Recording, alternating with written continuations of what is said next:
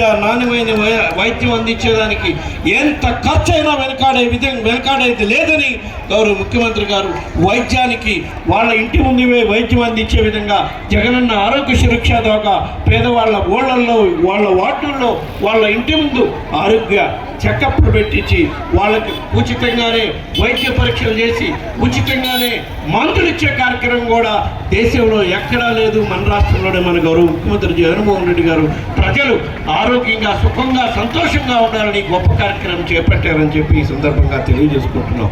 ఇన్ని కార్యక్రమాలు చేస్తున్న మన ముఖ్యమంత్రి గారిని మన ప్రభుత్వాన్ని ఆశీర్వదించాలని చెప్పి మీకు అందరికీ కూడా ప్రత్యేకంగా విన్నపం చేసుకుంటున్నాం. ఎందుకంటే 2014 నుంచి 2019 వరకు అధికారంలో ఉన్న చంద్రబాబు నాయుడు గారి తెలుగుదేశం పార్టీ కానీ ఏ రోజైనా సరే ఇటువంటి పథకాల గురించి కనీసం పేదవాళ్ళకి పేదరికం తొలగించడం కోసం ఇటువంటి పథకాలు పెట్టాలి అని కూడా ఆలోచన కూడా చేయలేని చరిత్ర వాళ్ళది.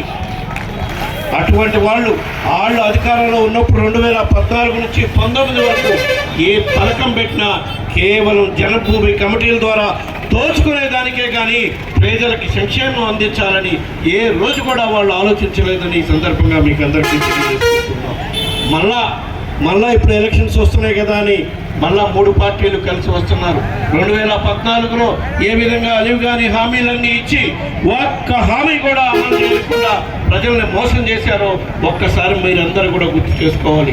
మళ్ళా ఇప్పుడు ఎలక్షన్స్లో మళ్ళా 2014లోగా ఆ 3 పార్టీలే మళ్ళా కలిసి వస్తున్నారు. తెలుగుదేశం, బీజేపీ, జనసేన మళ్ళా ఒకసారి ప్రజల్ని మభ్యపెట్టి మోసం చేసే కార్యక్రమం చేయడానికి వస్తున్నారు.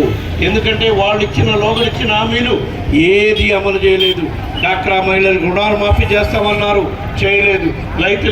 రైతు రుణమాఫీ చేస్తామన్నారు, చేయలేదు.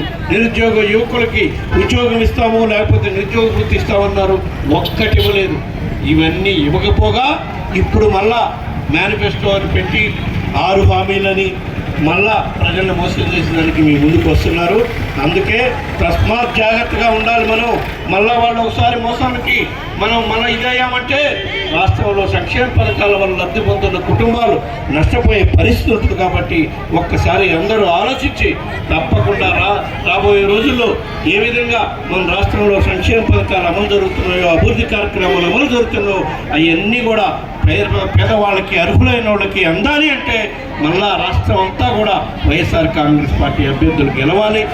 మళ్ళా ఈ రాష్ట్రానికి జగన్మోహన్ రెడ్డి గారు ముఖ్యమంత్రి గారు రావాలి అని చెప్పి ఈ సందర్భం కూడా తెలియజేస్తున్నాం. మరీ ముఖ్యంగా అనకాపల్లి పార్లమెంటు కానీ అనకాపల్లి అసెంబ్లీకి కానీ గౌరవ ముఖ్యమంత్రి గారు ఆశీస్సులతో అభ్యర్థులుగా ముందు నిలబడ్డ ఇద్దరు కూడా లోకల్ ఇది గుర్తుంచుకోవాలి.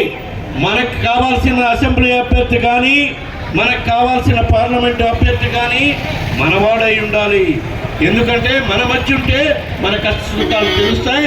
మన కష్ట సుఖాలని ఎట్లా తీర్చాలని వాళ్ళు ఆలోచన చేస్తారు. కాబట్టి తప్పకుండా మీరు ఇది ఆలోచించండి.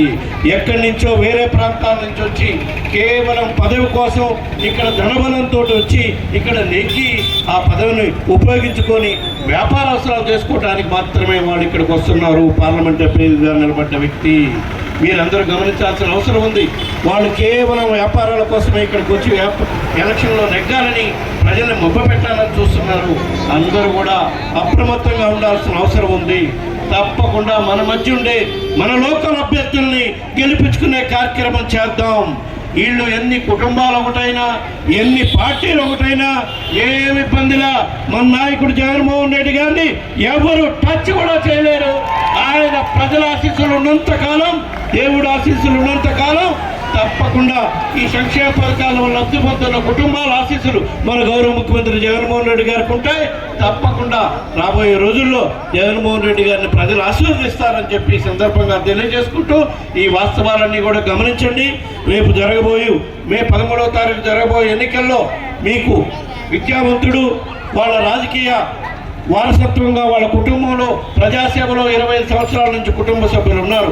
అటువంటి కుటుంబం నుంచి వచ్చిన మనసాల భరత్ కుమారు ఎంతో విద్యావంతుడు కూడా ఎక్కడో ఉద్యోగం ఇతర దేశాల్లో ఉద్యోగం చేసుకుంటూ లేదు నేను రాజకీయాల్లో నా కుటుంబాన్ని వారసత్వాన్ని నిలబెట్టాలి, ప్రజలకి సేవ చేయాలి అని చెప్పి వస్తున్నాడు. తప్పకుండా అట్లాంటి యువకుడిని గౌరవ ముఖ్యమంత్రి జగన్మోహన్ రెడ్డి గారు ఆశీర్వదించి మీ అందరి ఆశీర్వాదం కోసం అసెంబ్లీ అభ్యర్థిగా మీ ముందుకు పంపాడు. తప్పకుండా మీ అందరి ఆశీస్సులతో భరత్ కుమార్ని అత్యధిక మెజార్టీతో గెలిపించండి. రాబోయే రోజుల్లో అనకాపల్లి అసెంబ్లీ నియోజకవర్గంలో ఎటువంటి కార్యక్రమాలు, అభివృద్ధి కార్యక్రమాలు చేస్తాడో చేసి చూపిస్తాడని చెప్పి ఈ సందర్భంగా తెలియజేస్తున్నాం. ఎందుకంటే పారిశ్రామికంగా కూడా ఎంతో అనుభవం ఉన్న యువకుడు.